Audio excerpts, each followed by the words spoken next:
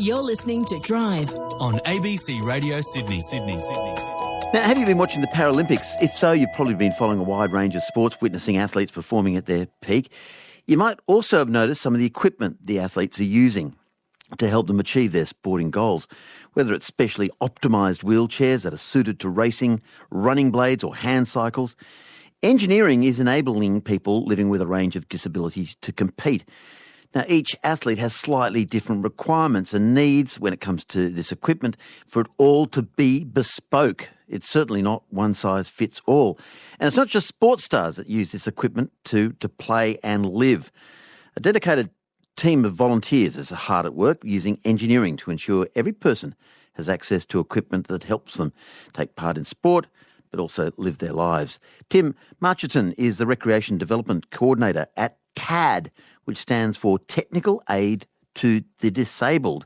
It's an organisation that provides personalised equipment and technology to empower people living with a disability. And Tim joins us on the line. Good afternoon. Hello, Richard. Thanks for having me online today. Yeah, give us a sense of the sort of requests that come through your door in a typical week. Well, yes, that's a big question to answer because we get a whole plethora of suggestions of things that people might not be able to find on the commercial market for equipment that helps them live, their best lives, and not just in terms of the things they need to get around their house or to help them live their daily activities, including, getting dressed and getting up and around and preparing food and all the stuff that we do every day that is an extra challenge when you're living with a disability.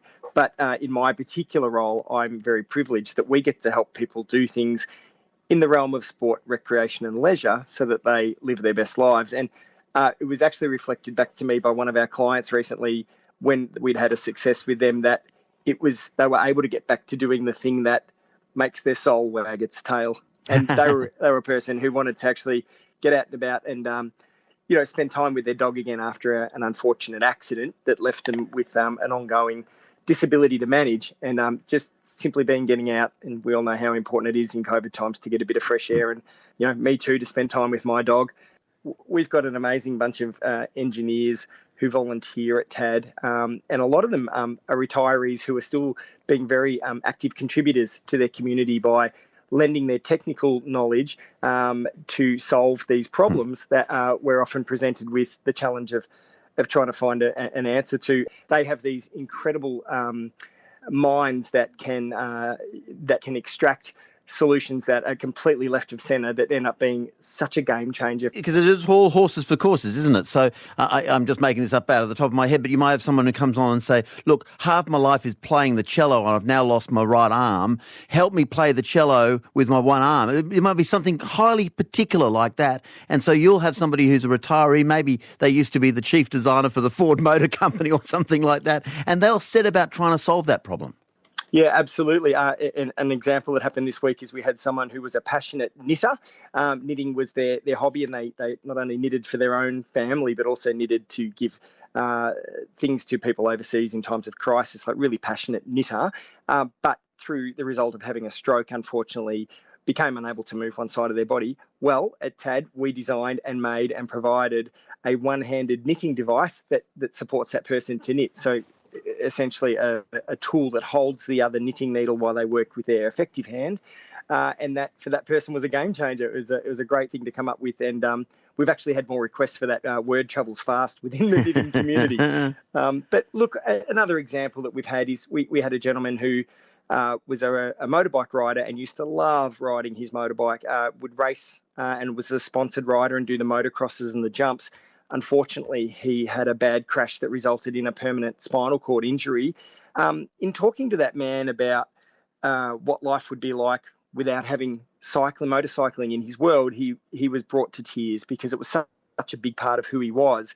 But we convinced him to give sailing a go and modified a sailboat. Now, this is a man who can't have much action or function in his arms or his legs. We modified a sailboat and worked with some leisure therapists while he was still in hospital, taught him to sail and then modified a sailboat so that with a chin control, he could electronically control a tiller, and with an electronic straw, he could breathe in or out of this straw to bring the sail in and out. And then he is able now to sail independently on his own in his sailboat. He's the captain of his own ship again, and he's already looking for people to race. Yeah, no, I just love it. I love the problem solving of the scientific brain or the engineering brain, whatever you call it, and the way that they come in and they look at the problem and then they find a way of solving it too. I suppose, Tim, the most special thing must be helping a child. I suppose you've got a child who's lost their leg or their foot or their arm, and they want to keep on, skateboarding or riding their bike or whatever. And again, your engineers look at the problem and try to solve it. Actually, it takes me back to my first day on the team. We were out doing one of our Freedom Wheels programs where we help build a bike to fit anybody's physical ability to ride a bike, because one of our ethoses is that everyone deserves to ride a bike. And a little girl came in, her hair in pigtails. She came to our regional clinic we were running, and she was a bit forlorn because, she was missing out on something else to attend this clinic to get our engineers to work with our occupational therapist to measure up the bike. And anyway, she was a bit hard to engage. She was a bit shy. Anyway, eventually our engineer MacGyvered up, if you like, a bike design using all the different add-ons we've come up with over the years to make a bike work for somebody. And as she got on the bike, she started to ride around to the point that she was getting faster and faster, and she was so excited that the bike worked for her. But I thought I better teach her how to brake, because she's getting so fast now she might not know how to use the brakes properly on the bike. So I called her over to me, and as she rode up, she said, "What's your name again?" Like she's 30, right? Yeah. And I said, "Well, I'm Timbo." And she says, "Well, Timbo, I'm winning at life." And off she rides. I look over, both the engineer and myself are reaching for the tissues because there was magic in that. And that little girl, for the first time, probably felt like she was like the other kids. And that's the real magic of the role, is the engineers and our OTs and myself get to be in that moment where we come back to the office and we share with the rest of our staff some of those magic moments, because those kids then have so many doors of freedom opened up. I don't want to minimise the generosity of the volunteers, because it's such a special thing they do. But there must be a great thrill if you've worked as an engineer at a very high level for your career and you've retired and you've just got all this skill going wanting, haven't you? Going begging. Yeah. Look, recently. The boffins, as I call them, and they don't mind me saying that, designed a pool cue, like a snooker pool cue, for a gentleman who, again, has only really got movement above his neck. And he uses a chin control and a laser-pointed electronic robotic pool cue to go and play a game of pools with his mates at the pub when they're allowed. And what a great normaliser. And that particular client of ours, Anthony, has had us make some things for him, and he's always coming to us with another challenge that has the engineers scratching their chins and the tops of their heads, and then they all put their heads together and come back with these incredible devices. Just brilliant. Yeah, just brilliant. And how long's it been going, and who set it up, and whose idea? Well, it's such a brilliant idea to bring these, two groups of people together. Where did it come from? Well, 4 decades ago, a couple of Melbourne-based engineers got together and did one project for one person, and guess what? It took off. And so now, we have sister organisations in every state in Australia. So we are, I think, the world leaders in this stuff, and our ideas are meant to be shared. So we do all open source planning, so that if, overseas someone had someone with a similar need, we would happily share all our knowledge so that anyone can access this sort of technology.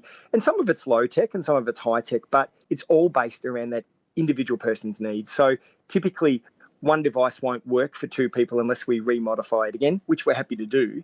But everyone has a sense that this was made just for them. And I think that in itself is a gift of inclusion, isn't it? I mean, the Paralympics, we've all been watching so excitedly, and it's so inspirational. And we happen to be close friends with a couple of people who competed this year, including the co-captain Riley Batt. He's a friend of Tad. Those athletes have had their own struggles to get to that pinnacle. And what fascinating inspiration for other people who've either acquired or are living with, a congenital disability, to see that anything's possible on the Olympic stage. Brilliant. Has there ever been a request that, you mentioned the pool cue, such a brilliant answer to, quite a complex problem, really. Has there ever been a problem that the engineers just say, look, there is no answer here? The only problem we have is that if we don't keep up enough projects to our engineers, they get antsy. So there's honestly nothing they can't do. They are the Department of Possibilities. And it's interesting because the stuff that they the way that they solve problems is really quite it's quite interesting to sit in a room with them when they're having a meeting about a particular challenge and how they bring together all their skills. They all come from different parts of engineering. Some were mechanical, some were electronic engineering. And yet when they come together, this synergy happens. And then there's always this really awkward moment when we finally finish a project and present it to our client and make sure that they're happy with it. That they're all very humble volunteers, and none of them want to hang around for the bit where they want to be, the praise that gets lavished on them. They all go red-faced and all scamper off to go and start the next project. So we've never had a project that we can't either find a solution for ourselves or direct people to perhaps someone who's already commercially making something, if that's going to be the earliest and quickest way to get a solution. But we're happy for any challenges, and we'd love to have, any inquiries come through. The best way for people to do that is via our website, freedomwheels.org.au. We'd love as many challenges as people want to send our way. Yeah, well, there's nothing worse than a bored boffin, so keep those tasks, keep those jobs up to them. It's such an inspiring story, Tim. Thank you so much for talking to me. A delight, Richard. Yeah, Tim Marchinton. And if you've been watching all that gear that they have in the Paralympics, thinking how clever some of it is, it's absolutely not limited to our Paralympians. The, challenges of sport, but just living your life, your ability to live your life, to play pool with your mates, whatever the issue is. They have this team of dedicated engineers who solve these problems individually, one by one. You're listening to Drive on ABC Radio Sydney.